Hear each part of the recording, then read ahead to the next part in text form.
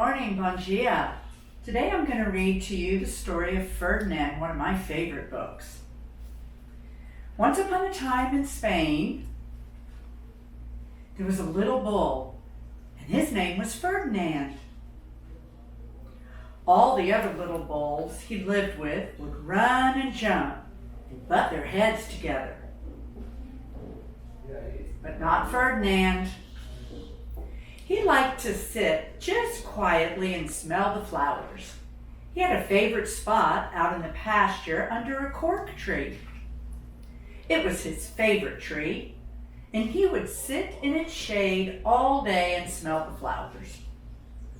Sometimes his mother, who was a cow, would worry about him. She was afraid he would be lonesome all by himself. "Why don't you run and play with the other little bulls and skip and butt your head," she would say. But Ferdinand would shake his head.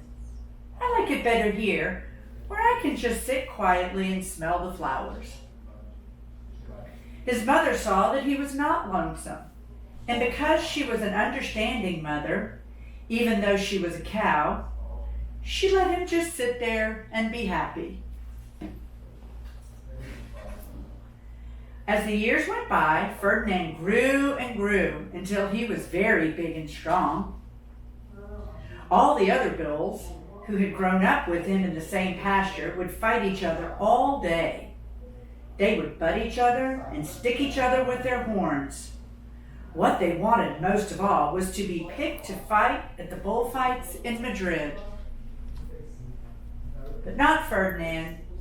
He still liked to sit just quietly under the cork tree and smell the flowers. One day, 5 men came in very funny hats to pick the biggest, fastest, roughest bull to fight in the bullfights in Madrid. All the other bulls ran around snorting and butting, leaping and jumping, so the men would think that they were very, very strong and fierce and pick them. Ferdinand knew that they wouldn't pick him, and he didn't care. So he went out to his favorite cork tree to sit down.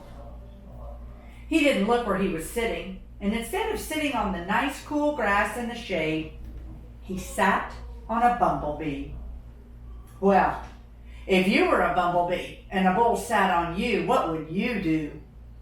You would sting him, and that's just what this bee did to Ferdinand. Wow, did it hurt? Ferdinand jumped up with a snort. He ran around, puffing and snorting, butting and pawing the ground as if he were crazy. The 5 men saw him, and they all shouted with joy. Here was the largest and fiercest bull of all, just the one for the bullfights in Madrid. So they took him away for the bullfight day in a cart. What a day it was! Flags were flying, bands were playing, and all the lovely ladies had flowers in their hair. They had a parade into the bull ring. First came the banderilleros with long, sharp pins with ribbons on them to stick the bull and make him mad.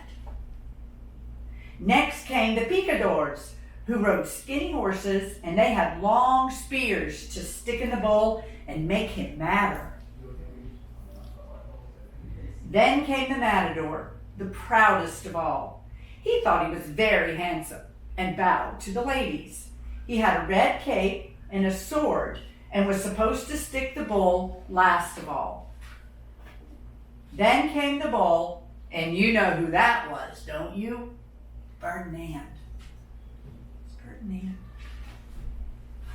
They called him Ferdinand the Fierce, and all the bandilleros were afraid of him, and the picadors were afraid of him, and the matador was scared stiff.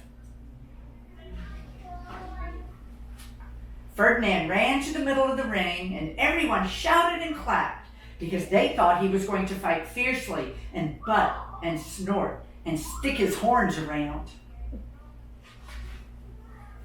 But Ferdinand, not Ferdinand, when he got to the middle of the ring, he saw the flowers in all of the lovely ladies' hair, and just sat down quietly and smelled. He wouldn't fight and be fierce no matter what they did. He just sat and smelled. And the banderilleros were mad, and the picadors were madder. And the matador was so mad he cried because he couldn't show off with his cape and sword. And so they had to take Ferdinand home. And for all I know, he is sitting there still under his favorite cork tree, smelling the flowers just quietly, and he is very happy. The end.